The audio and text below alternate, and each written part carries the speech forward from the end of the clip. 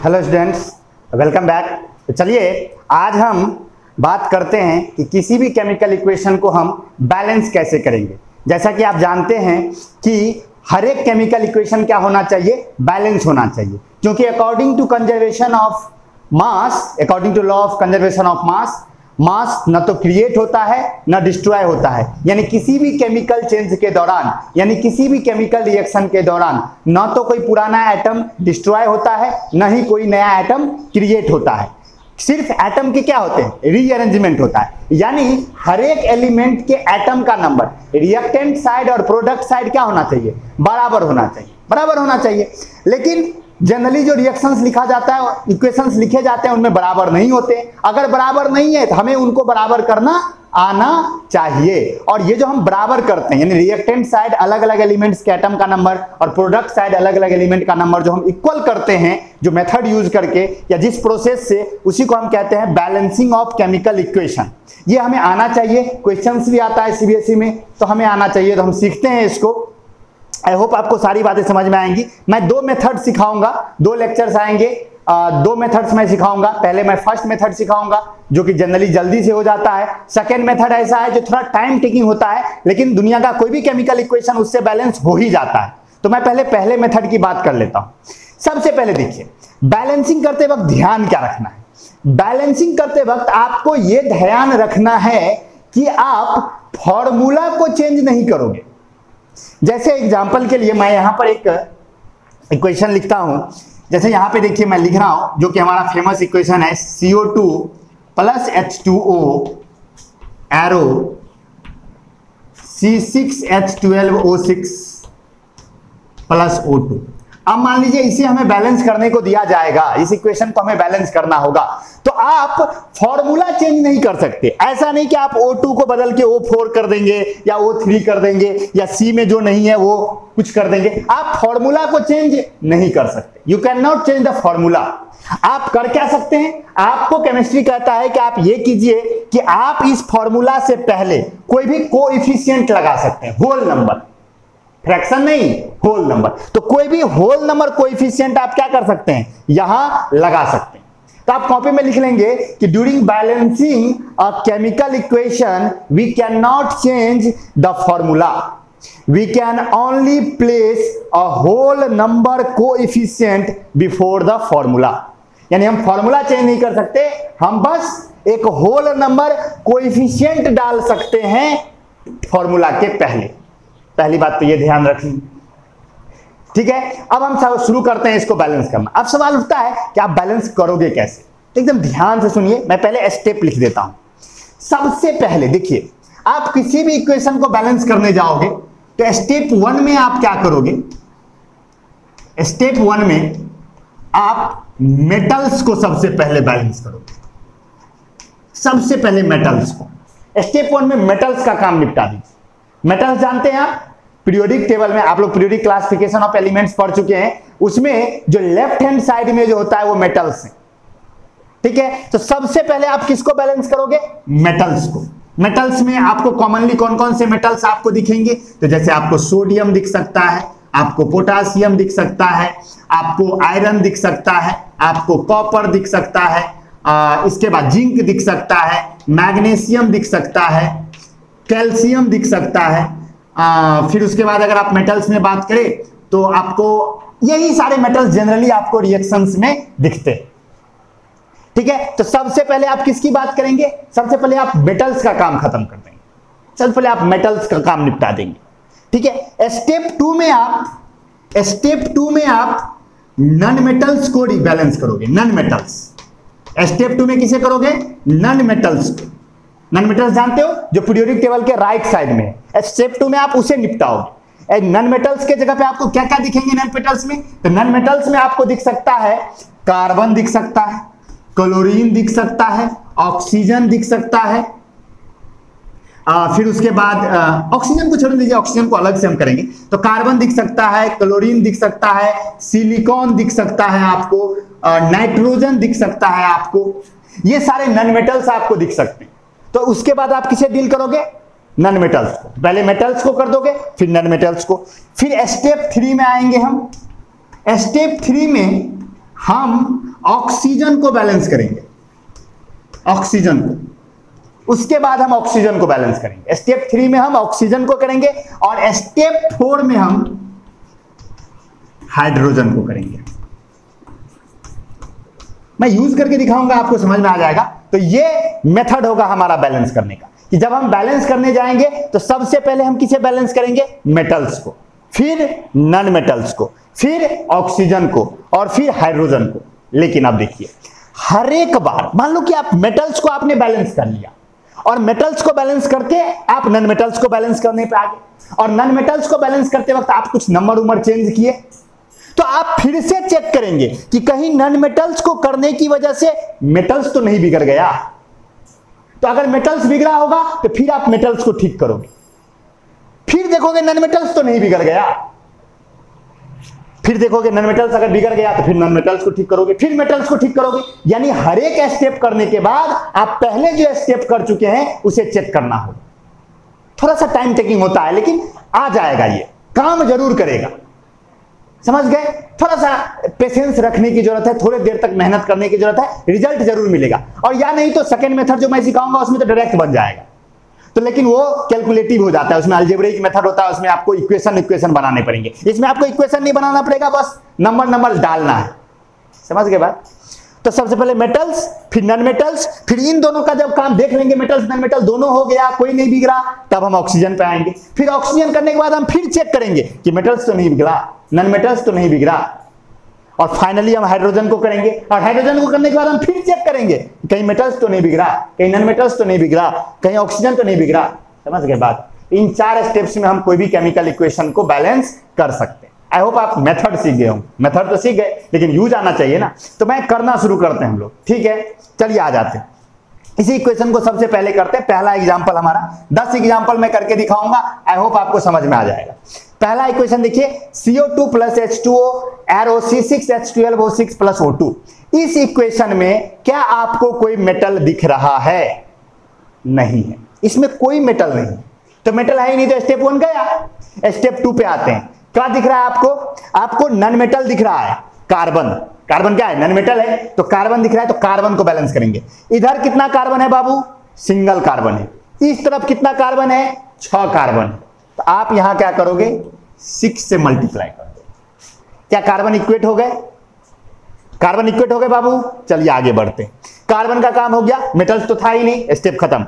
Step 3 पे आते हैं, ऑक्सीजन। चलिए इधर कितने ऑक्सीजन हो गए?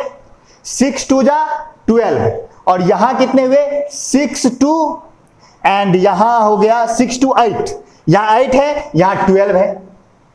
तो आप क्या कर सकते हो? यहां पर अगर आप, और यहां 1 है, नहीं इधर देखिए, यहां 12 है, यहां 13, इधर 13 ऑक्सीजन है। 12 ऑक्सीजन प्लस 1 ऑक्सीजन, 2 ऑक्सीजन, ये ऑक्सीजन है बाबू। 12 ऑक्सीजन प्लस 1, ये वो जो मैं लिख रहा हूं वो ऑक्सीजन है, इसको 10 मत समझ लीजिएगा। और इधर कितना है? 6 ऑक्सीजन प्लस 2 ऑक्सीजन। तो यानी इधर 13 है, उधर 8 है। बैलेंस करना है हमें, तो बैलेंस करने के लिए हम क्या करते हैं? इधर भी 13 पुराना है हमें, उधर भी 13 पुराना है, तो 6 अगर यहां पर आप मल्टीप्लाई कर दो, चलिए कुछ भी आप कर लीजिए। लेट सपोज आप यहां इसको मान लीजिए कि हम 2 कर देते हैं, टेम्पोरली इसको हम 2 कर देते हैं, तो ये कितने हो जाएंगे? ये 2O हो जाएंगे बाबू। तो कितने हो गए? 14 हो गए। इधर 6 है, यहां 4O2 लगा देते हैं। देखिए मैं एकदम पागलपन की तरह कर रहा हूं, आपको पता है ये इस इक्वेशन का बैलेंस इक्वेशन आप कब से यूज करते आ रहे हैं, लेकिन मैं ऐसे ही, मतलब मैं ये सोच लीजिए कि मुझे कुछ नहीं आता है, मैं डायरेक्ट कर रहा हूं, मैंने 4 डाल दिया। तो अब क्या हो गया? ये 8O हो गया, और ये क्या हो गया? तो इधर देखिए 12O हो गया, पर 14O हो गया, इधर भी 14O हो गया। बैलेंस है ऑक्सीजन। चलिए आगे बढ़ते हैं, हाइड्रोजन पर आते हैं। इधर कितने हाइड्रोजन है? इधर हाइड्रोजन है 6 2 जा नहीं 2 2 जा 4, और इधर कितने? 12। तो गड़बड़ हो गया। इधर कितने हाइड्रोजन है? इधर हो गए 4 हाइड्रोजन, और यहां कितने हाइड्रोजन है? 12 हाइड्रोजन। तो कैसे करेंगे? हम ऐसा करते हैं, इसको मिटा देते हैं और यहां हम 6 मल्टीप्लाई कर देते हैं। 6 मल्टीप्लाई कर देते हैं। 6 मल्टीप्लाई किया तो क्या हाइड्रोजन बैलेंस हो गया? देखिए 12 एंड 12 बैलेंस हो गया। लेकिन अब देखते हैं कि क्या कार्बन बिगड़ा, नहीं कार्बन तो बैलेंस ही है। क्या ऑक्सीजन ठीक है, नहीं ऑक्सीजन बिगड़ गया। ये कितने हो गए, 6 2 जा 12 6 18 O हो गया। अब ये कितने O हो गए, यहाँ पे 12 O प्लस 6 O 18 O हो गया। इधर कितने हैं, यहाँ पे 6 O है, तो यहां पर अगर हम 6 मल्टीप्लाई कर दे तो क्या ये भी 18 O हो जाएगा। देखिए बैलेंस हो गया, ठीक है, सारे बैलेंस हो गया। Carbon 6 carbon, hydrogen 12 hydrogen, oxygen 6 12 18 6 12 18 balance हो गया। स्टेप यही है। नेक्स्ट लेते हैं, नेक्स्ट हम लोग समझेंगे। इसी तरह से हम करेंगे, पहले नॉन मेटल्स, फिर नॉन मेटल्स, फिर ऑक्सीजन, फिर हाइड्रोजन। चलिए अगला एग्जांपल हम लेते हैं, SiCl4 प्लस, नेक्स्ट देख लीजिए H2O एरो, और आपने बनाया H4SiO4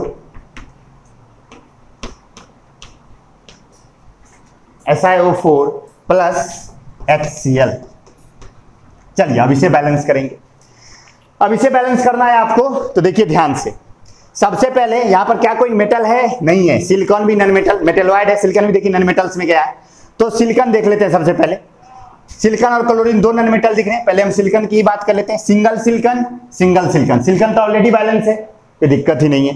क्लोरीन पे आते हैं, कितने क्लोरीन, 4 क्लोरीन। इस तरफ कितने क्लोरीन, सिंगल क्लोरीन, यहां पर 4 से मल्टीप्लाई कर देते हैं, सॉरी यहां पर हम क्या करते हैं, 4 से मल्टीप्लाई कर देते हैं। तो क्या हो गया, आपका क्लोरीन का काम हो गया। चलिए आगे बढ़ते हैं। अब क्लोरीन हो गया, ऑक्सीजन, कितने ऑक्सीजन, 1 ऑक्सीजन, कितने ऑक्सीजन, 4 ऑक्सीजन, 4 से मल्टीप्लाई कर देते हैं। ऑक्सीजन का काम हो गया। सिलिकॉन बैलेंस है, क्लोरीन बैलेंस है। चलिए ऑक्सीजन भी बैलेंस हो गया। हाइड्रोजन की बात करते हैं, 4 2 जा 8, और यहां कितने हैं, यहां पर हो गया 4 और 4 8, ऑलरेडी 8 हो गए, यानी ये इक्वेशन हो गया बैलेंस। आया समझ में, देखा आपने कितना इजी वे में था। पहले सिलिकॉन को किया, फिर क्लोरीन को किया, मेटल था नहीं तो कोई दिक्कत ही नहीं है। अभी तक हमने 2 एग्जांपल देखे, दोनों में से किसी में मेटल नहीं आया। आई होप आपको समझ में आ रहा है। चलिए आगे बढ़ते हैं, नेक्स्ट करते हैं, नेक्स्ट करते हैं हम। नेक्स्ट अगर हम एग्जांपल देखें तो देखिए नेक्स्ट है कि aluminium Al plus HCl, aluminium और हाइड्रोक्लोरिक एसिड का जब रिएक्शन होता है तो बनता है AlCl3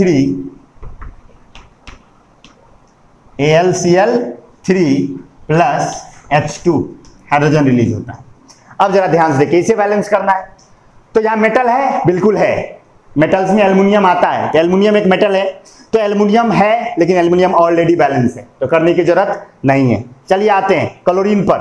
क्लोरीन यहां कितने हैं, 1, वहां कितने हैं, 3, किससे मल्टीप्लाई कर दोगे, 3 से। क्या क्लोरीन बैलेंस हो गया, हो गया।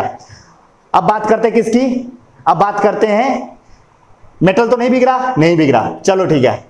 क्लोरीन सुधर गया, चलो सुधर गया। आगे बढ़ते हैं, ऑक्सीजन है ही नहीं, क्विट कर देते हैं इस स्टेप को। हाइड्रोजन की बात करते हैं, कितने हाइड्रोजन, 2, यहां कितने हाइड्रोजन, 3। क्या 2 3 कभी बैलेंस हो सकता है, नहीं हो सकता। 2 3 का जो हाईएस्ट कॉमन फैक्टर है वो क्या हो जाएगा, 6।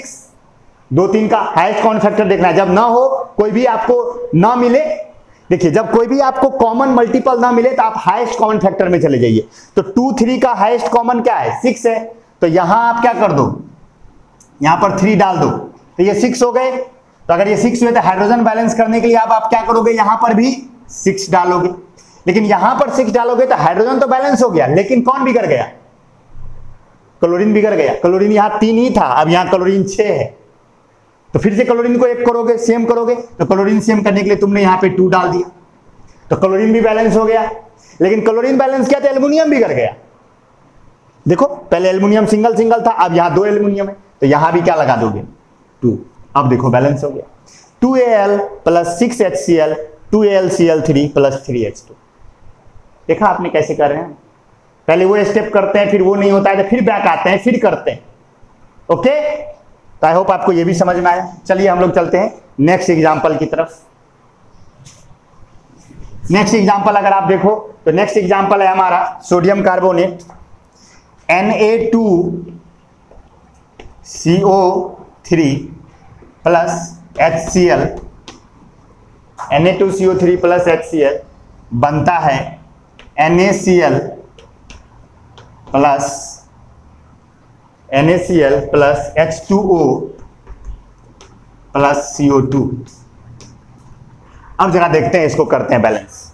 देखिए इसमें क्या है, सोडियम है, कार्बन है, ऑक्सीजन है, हाइड्रोजन है, क्लोरीन है। इसमें से मेटल कौन है? सोडियम। मेटल कौन है? सोडियम। तो सबसे पहले सोडियम का काम करते हैं। सोडियम इधर 2 है, उधर 1 है, तो क्या करोगे, यहां पे 2 मल्टीप्लाई कर दो। क्या सोडियम का काम हो गया? हो गया, सोडियम का काम हो गया। चलो आगे बढ़ते हैं। तो सोडियम का काम खत्म करके हम आते हैं किस पे? कार्बन और क्लोरीन, 2 नॉन मेटल है हमारे पास। चलिए हम किसी भी एक को कर देते हैं, क्लोरीन को ही कर देते हैं। तो क्लोरीन यहाँ 1 है, यहाँ 2 है, तो यहां लगा देते हैं 2। क्लोरीन का भी काम हो गया। चलिए कार्बन पे आते हैं। कार्बन यहाँ 1 है, वहां भी 1 है। चलिए कार्बन तो बैलेंस है। तो क्या मेटल हो गए, नॉन मेटल हो गए? मेटल देखिए अभी भी बैलेंस है, मेटल बिगड़ा नहीं, हमारा क्लोरीन भी हो गया। अब किसकी बात करेंगे? ऑक्सीजन की। कितने ऑक्सीजन? 3। कितने ऑक्सीजन? 3। यहां कितने ऑक्सीजन? 2 यहां पे, CO2 में 2 और 1 H2O में 3। ऑक्सीजन भी बैलेंस। चलिए हाइड्रोजन देख लेते हैं। हाइड्रोजन यहां पर 2 हाइड्रोजन, यहां भी 2 हाइड्रोजन। अरे वाह, बैलेंस, ऑलरेडी बैलेंस हो गया, बैलेंस। अरे आया समझ में? चेक किए, देखिए बस एक चीज बैलेंस किए, क्लोरीन, तो सारा कुछ ऑलरेडी बैलेंस था। आ रहा है समझ में? चलिए आगे अगला देखते हैं स्टेप। बस याद रखना है, सबसे पहले मेटल्स, फिर नॉन मेटल्स, फिर ऑक्सीजन, फिर हाइड्रोजन। और सारे स्टेप्स करने के बाद आपको प्रीवियस स्टेप क्या करना है? आपको चेक करना है। तो आपने देखा कि ये था फर्स्ट मेथड, जिसमें कि आप क्या करते थे, पहले मेटल्स, फिर नॉन मेटल्स, फिर हाइड्रोजन, फिर ऑक्सीजन।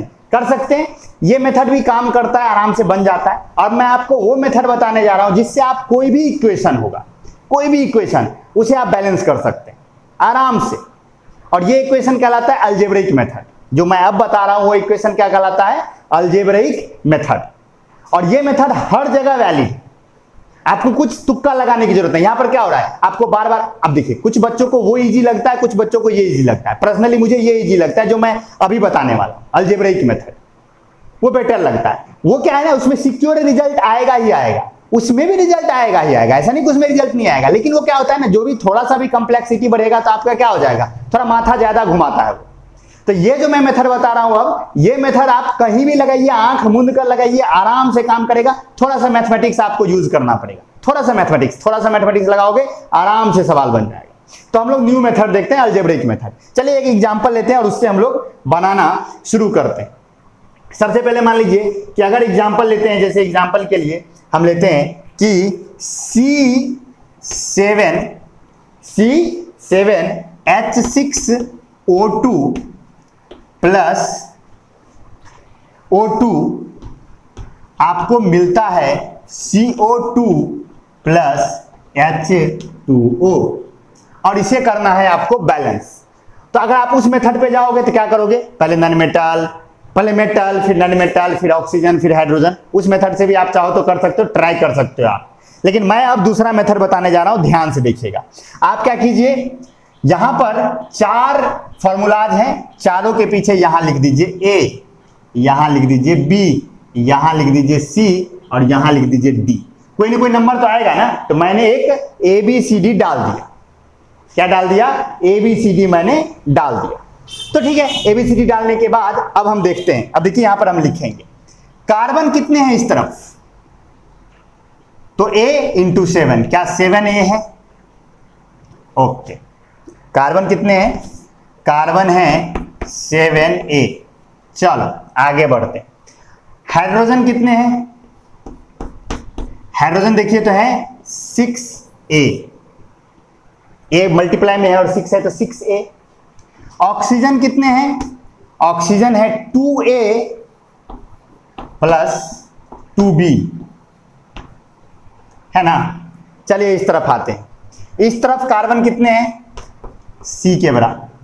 कार्बन किसके बराबर है? C के बराबर। यहां दोनों C बराबर C मत समझ लीजिएगा, एक कार्बन का C है, एक यहां मैंने नंबर लिया वो C है। तो एक कार्बन किसके बराबर है, C के बराबर। हाइड्रोजन किसके बराबर है, 2D के बराबर। हाइड्रोजन किसके बराबर है, 2D। देखिए D इंटू 2 2D। और ऑक्सीजन किसके बराबर है, तो ऑक्सीजन है 2C plus 2D, 2C plus 2D। अब एक बात बताओ, क्या ये 7A इस C के बराबर होना चाहिए, क्योंकि दोनों तरफ कार्बन का नंबर सेम होना चाहिए ना। तो हम अब इक्वेशन बनाना शुरू करेंगे, इक्वेट करना शुरू करेंगे। तो चलिए देखिए इक्वेट करना शुरू करते हैं सबसे पहले। तो चलिए अब हम इक्वेट करना शुरू करते हैं, दोनों तरफ से हम इक्वेट करना शुरू करेंगे। तो देखिए दोनों तरफ कार्बन का नंबर सेम होना चाहिए, तो 7A should be equal to C, यानी C बराबर 7A। पहला इक्वेशन हमारे पास आ गया, C का वैल्यू A के टर्म में आ गया। हम सबको A के टर्म में लाएंगे, सबको हम A के टर्म में ले आते हैं, हमारा काम आसान हो जाएगा। तो C बराबर 7A, पहला काम हो गया। चलिए किसके लिए आया, 4 कार्बन, कार्बन के लिए हमने देख लिया। अब हम किसके लिए देखें, 4 हाइड्रोजन, हाइड्रोजन के लिए देखिए तो क्या कर लोगे, 6A should be equal to 2D। 6A किसके बराबर हो जाएगा, 2D के बराबर हो जाएगा। तो यानी कि D बराबर हो जाएगा 3A। चलिए ये भी आ गया, D भी A के टर्म में आ गया। बच गया कौन, बच गया आपका B। तो वो किस में आएगा, वो आएगा ऑक्सीजन के लिए। तो 4 ऑक्सीजन, अब ऑक्सीजन के लिए डील करते हैं। ऑक्सीजन के लिए आ जाइए, तो ऑक्सीजन के लिए आप लिखिएगा 2A plus 2B is equal to 2C plus D। D कैसे हुआ, यहां से देखिए ऑक्सीजन 1 है, D से मल्टीप्लाई हुआ D हुआ, और यहां पर 2 उस तरफ, तो यहां पर 2C हो ही गया, तो 2C प्लस D, तो 2C प्लस D ये कर दिया हमने। अब देखो इसे करते हैं सॉल्व। हम सबको A के टर्म में लाना है, हम सबको A बना देंगे। 2A को 2A ही रहने देंगे, B तो निकालना ही है तो B को B ही रहने देते हैं। C के जगह पे हम A ले आएंगे, तो C के जगह पे 7A ले सकते हैं, तो 2 के जगह पे हम 7A ले आएंगे, C के जगह हम 7A ले आए। अब प्लस D के जगह पे हम 3A ले सकते हैं, तो हमने 3A ला दिया। तो चलिए अब ये करते हैं, तो 2B बराबर, ये माइनस में चला जाएगा इस तरफ से, तो ये हो गया कितना, ये हो गया आपका 14A plus 3A minus 2A, that equal to हो गया 14 3 17 माइनस 2 15A। तो यानी हमारे पास अब B भी आ गया, तो हमारे पास B आ गया, B बराबर आया 15A अपॉन 2। अब देखिए हमारे पास B भी है, हमारे पास D भी है और C भी है A के टर्म में। अगर A का वैल्यू मिल जाए तो हम सब का वैल्यू निकाल सकते हैं। तो केमिस्ट्री कहता है कि आप A को कुछ मान लीजिए, क्या मानोगे, A, तो लेट A बराबर 1। आपने जो ही A को माना 1, B कितना हो जाएगा, B हो जाएगा 1 इंटू 15 अपॉन 2, यानी कि 15 अपॉन 2। C कितना हो जाएगा, C हो जाएगा आपका 7A, तो 7 into 1 that equal to 7। D कितना हो जाएगा, D आया, D है आपका 3A, तो 3 इंटू 1 3। क्या होल नंबर है, नहीं है, ये 15/2 होल नंबर नहीं है। तो होल नंबर करने के लिए कौन सा मिनिमम नंबर मल्टीप्लाई करें, तो ये होल नंबर हो जाएगा 2। तो हम सब में क्या करेंगे, 2 मल्टीप्लाई कर देंगे, सब में करेंगे, जो मल्टीप्लाई करेंगे वो सब में करेंगे बुआ। तो सब में कर दिए, तो ये क्या हो गया, 2 हो गया, ये 15 हो गया, ये 14 हो गया, और ये 6 हो गया। और इसको हम कहाँ डाल देंगे, इक्वेशन में, और चेक करेंगे कि बैलेंस होता है या नहीं होता है। तो ABCD के जगह आप क्या कीजिए, डालिए। मैं मिटा रहा हूं, आप नया इक्वेशन लिख के डालेंगे। मैं मिटा के डाल रहा हूं, आपके पास मिटाने का ऑप्शन नहीं है, तो आप लिख के डालेंगे। चलिए डाल के देखते हैं कि होता है या नहीं होता है। चलिए A के जगह क्या डाल दूं, 2 डाल दूं, चलिए 2। B के जगह क्या डाल दूं, 15। C के जगह क्या डाल दूं, 14। D के जगह क्या डाल दूं, 6। चलिए चेक करते हैं, कार्बन देखते हैं, 7 2 जा 14 बैलेंस चेक। अब क्या करोगे, नेक्स्ट ऑक्सीजन चेक कर लेते हैं। 15 2 जा 30 एंड 4 34। इस तरफ ऑक्सीजन कितने, 34। 14 2 जा 18 एंड 6 34। यस चेक, 34 ऑक्सीजन भी चेक। बचा कौन, हाइड्रोजन, 6 2 जा 12, 2 6 जा 12, चेक, यानी कि बैलेंस हो गया। कोई माथा पेची करना पड़ा क्या कि मेटल फिर नॉन मेटल फिर, कुछ नहीं, डायरेक्ट अलजेब्रा लगाना है, एबीसीडी डालना है, इक्वेशन निकालना है और क्या कर देना है, इक्वेशन बनाना है, किसी एक के टर्म में सबको ले आना है। जैसे मैंने यहाँ एक के टर्म में सबको ले आया और सबको लाने के बाद उस एक जिसके टर्म में सबको लाए हो उसको 1 मान लेना है, और उसको जो ही 1 मानोगे सबका वैल्यू आ जाएगा, होल नंबर बना लेना है मिनिमम नंबर से मल्टीप्लाई करके। जिस मिनिमम नंबर से मल्टीप्लाई करके होल नंबर आ जाएगा वो मिनिमम नंबर मल्टीप्लाई करना है और हमारा खेल हो जाएगा। आया समझ में? चलिए एक और करके देखते हैं, देखते हैं आपको समझ में आया या नहीं आया। नेक्स्ट करके देखते हैं, नोट डाउन कर लीजिएगा इसको। ये मेथड मेरा पर्सनली फेवरेट है, आई होप आपको समझ में आया है। और नहीं भी समझ में आया तो कोई चिंता मत कीजिए, जब इंस्टीट्यूट खुलेगी तो हम लोग फिर पे इस पे बात करेंगे ही, कोई दिक्कत नहीं है। जब इंस्टीट्यूट खुलेगी तो हम सारी बातें फिर से आपको समझा ही रहे, लेकिन फिर भी समझने की कोशिश कीजिए। एक्सरसाइज शीट आपके व्हाट्सएप ग्रुप डेस्क में दिया जाएगा बनाने के लिए, तो आपको वो बनाना भी है तो आप सीख लेंगे अभी तो बेटर रहेगा। चलिए अब नेक्स्ट हम एग्जांपल लेते हैं। Fe2SO4 3 Fe2SO4 3 प्लस KOH बनाता है K2SO4 potassium sulphate, K2SO4 plus बनाता है FeOH3 फेरस हाइड्रोक्साइड, और इसे करना है आपको बैलेंस। चलो करते हैं बैलेंस। क्या मेथड है? सबके पीछे लगा देना है ABCD, A B C and D डाल दिया क्या? चलो करते हैं अब। बस इसमें थोड़ा माथा पच्ची इक्वेशन लगाना पड़ेगा, वो हिट एंड ट्रायल, ये वो मेटल नॉन मेटल करने से मुझे बेहतर लगता है, आपको जो बेटर लगे। चलिए इसमें देखते हैं, आप उससे भी कर सकते हैं। आप चाहे तो पहले आयरन को कर लीजिए, फिर पोटासियम को कर लीजिए, फिर सल्फर को कीजिए, फिर ऑक्सीजन को कीजिए, फिर हाइड्रोजन को कीजिए, सारा कुछ करते चलिए।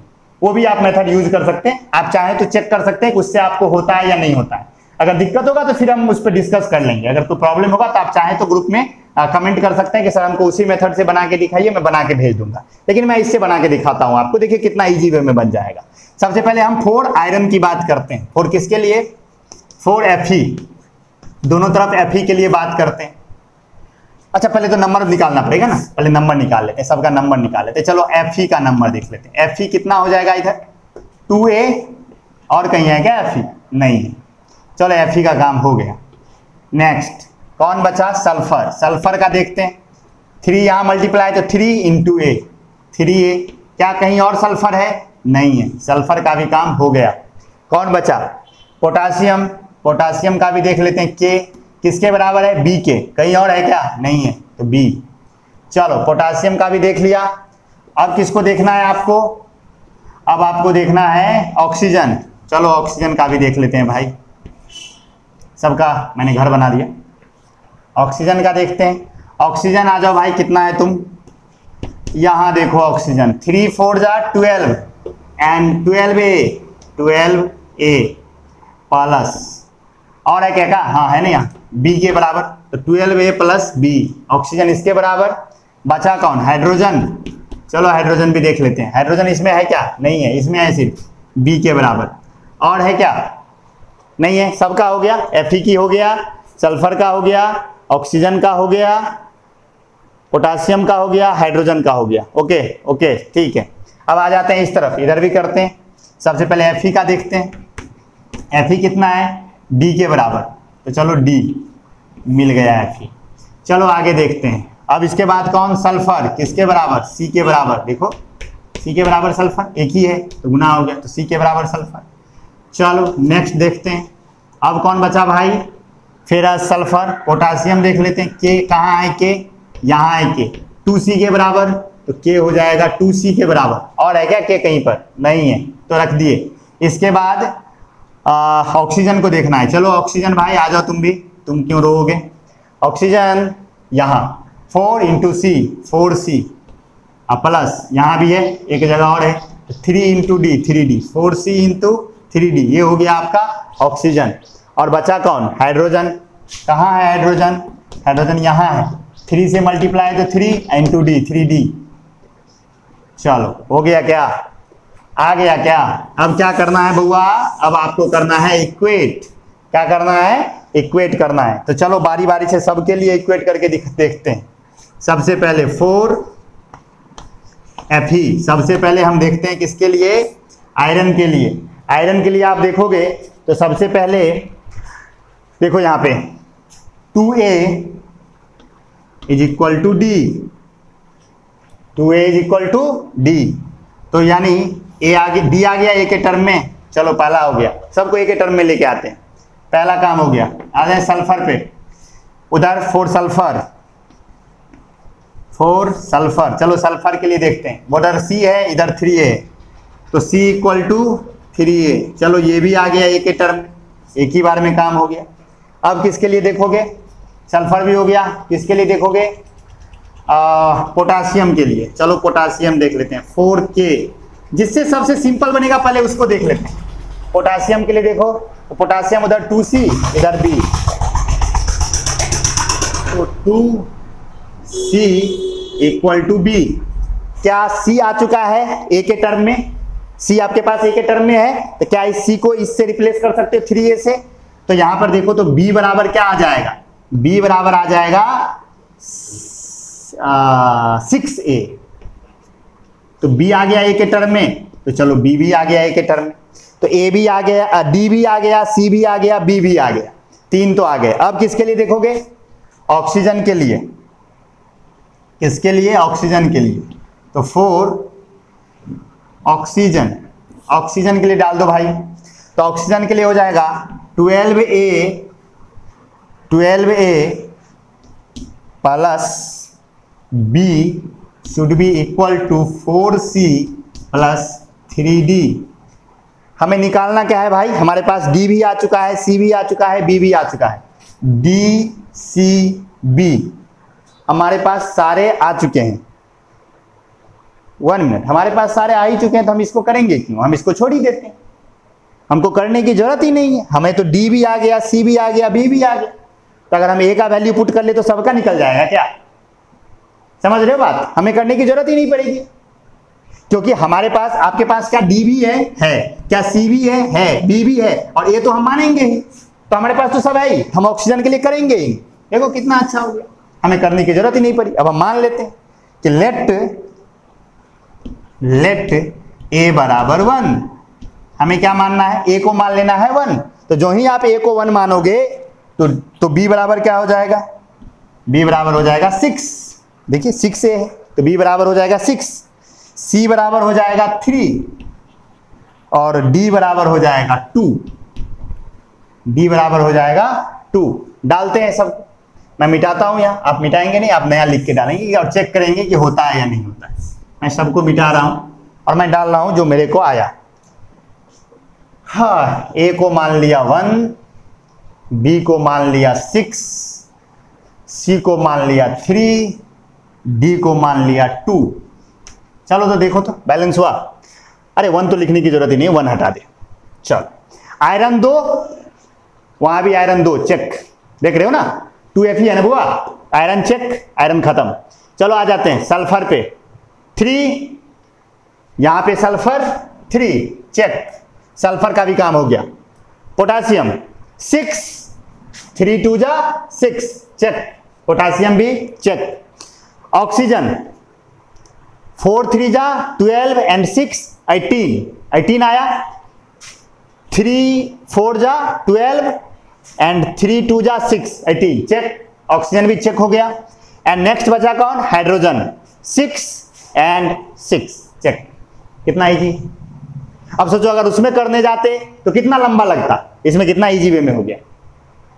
बस हमें करना क्या है, हमें इक्वेशंस लिखने हैं और जो बाकी रिमेनिंग रह गया, जैसे मान लो कि 4 टर्म है तो ABCD आएगा, तो B C और D को A के टर्म में लाना है, B C और D को क्या करना है, A के टर्म में लाना है, और A को क्या मान लेना है, 1 मान लेना है, और BCD का जो वैल्यू मिलेगा उसको होल नंबर बना लेना है, अगर फ्रैक्शन में है तो लोएस्ट कॉमन मल्टीपल से गुना करके, और हमारा काम हो जाएगा। आई होप आपको समझ में आया हो ये मेथड, ये मेथड ज्यादा बेटर है मेरे हिसाब से, वैसे आप वो भी कर सकते हो। ओके चलिए, तो आई होप आपको समझ में आया हो। एक और मैं करवा देता हूं फाइनल, उसके बाद आप जो भी करेंगे खुद से करेंगे। एक मैं करवा देता हूं, और बहुत सारे क्वेश्चंस आपके व्हाट्सएप प्रॉब्लम डेस्क में अवेलेबल हैं, इमेज अवेलेबल है, वहां से डाउन। तो आपने देखा इस तरह से आप बैलेंस कर सकते हैं। पहला मेथड क्या था, मेटल नॉन मेटल, पहले मेटल को फिर नॉन मेटल को फिर ऑक्सीजन को और फिर हाइड्रोजन को, उस मेथड से कर लीजिए। और सेकेंड मेथड बेस्ट था, आराम से अलजेब्रिक मेथड था, एबीसीडी डालो, एबीसीडी डालो, और एबीसीडी डालने के बाद सारे को इक्वल कर दो, इधर जो जो एलिमेंट है उसको एबीसीडी के टर्म में ले आओ, इधर भी सारे को एबीसीडी के टर्म में ले आओ, इक्वेट कर दो, एक के टर्म में सबको ले आओ, और उस एक को फिर 1 मान लो, और फिर होल नंबर कोएफिशिएंट से मल्टीप्लाई करके सबको होल नंबर बना के काम कर लो। बड़ा इजी मेथड था, आसानी से काम हो सकता था। इस तरह से आप एक बैलेंस कोई भी कर सकते हैं। आई होप आपको सीख गए होंगे आप। मैं मानता हूं कि बहुत से बच्चे ऐसे होंगे जिन्हें इससे प्रॉब्लम होगा सीखने में। अगर कोई दिक्कत हो तो आप जब इंस्टीट्यूट खुलेगी तो मैं इसको फिर से रिवाइज करवा दूंगा, उसके लिए चिंता मत कीजिए। लेकिन अगर आपको लगता है कि आपने सीख लिया, देखिए ये चीजें प्रैक्टिस से परफेक्ट होती है। ये सब चीजें आप जितना प्रैक्टिस करेंगे आप उतने परफेक्ट होंगे। तो आप आराम से क्या कीजिए, जो सीट अवेलेबल है, जो आपके व्हाट्सएप प्रॉब्लम डेस्क में जो इमेज से अवेलेबल है, उनके सारे को बनाने की कोशिश कीजिए। और जब नहीं बनेगा ना, तब जब मैं उसे बना के दिखाऊंगा तो आपको ज्यादा बेटर फील आएगा कि कहां मैंने गड़बड़ की। समझ गए? तो उसको बनाइए, और जब बनाइएगा तभी आप सीखिएगा। कितना भी बेटर मैं सिखा दूंगा, जब तक आप बनाइएगा नहीं आप नहीं सीख पाइएगा। तो उसको बनाइए और सीखिए, ठीक है? तो आपके पास अच्छा खासा मौका है, बेहतर ढंग से सीखिए। अब इसके बाद इस चैप्टर में हमें टाइप्स ऑफ केमिकल रिएक्शंस ही देखने, कोई ज्यादा चीजें बची नहीं है। आराम से 1 से 2 लेक्चर में हमारा चैप्टर समाप्त हो जाएगा। ये मेन चीज था इस चैप्टर का सीखना, उसे आप बेहतर ढंग से सीखिए। आपकी यहाँ पर मेहनत जरूरी है, आप मेहनत कीजिए। देखिए मेहनत जरूरी होती है, मेहनत आपको ही करना, मुझे नहीं करना। तो मेहनत कीजिए, और कोई भी दिक्कत होगा तो मैं हेल्प करने के लिए अवेलेबल हूँ 24 आवर। जब भी आपको जरूरत हो, आप जैसे भी चाहें, व्हाट्सएप से, कमेंट सेक्शन से, व्हाट्सएप से कीजिए, सबसे बेटर है, उससे आपको तुरंत रिप्लाई मिल जाता है। कमेंट सेक्शन से आपको रिप्लाई मिलने में टाइम मिलेगी, तो आप व्हाट्सएप प्रॉब्लम डेस्क से कीजिए, सबसे बेटर रहेगा। ओके बच्चों, तो मिलते हैं हम लोग नेक्स्ट लेक्चर में, जो कि होगा टाइप्स ऑफ केमिकल रिएक्शन। और अगर इसमें आपको ज्यादा दिक्कत होगा कोई, तो कोई दिक्कत नहीं है। अगर आप कहोगे कि सर अगर ज्यादा प्रॉब्लम हो रहा है, तो मैं एक सेपरेट वीडियो बना दूंगा, वो सारे प्रॉब्लम्स का जो अवेलेबल है डेस्क में, मैं उसे बैलेंस करके आपको दिखाऊंगा इस मेथड से, या आप जिस मेथड से बोलोगे उस मेथड से। ओके, तो मिलते हैं हम लोग नेक्स्ट लेक्चर में। See you soon, bye bye, take care.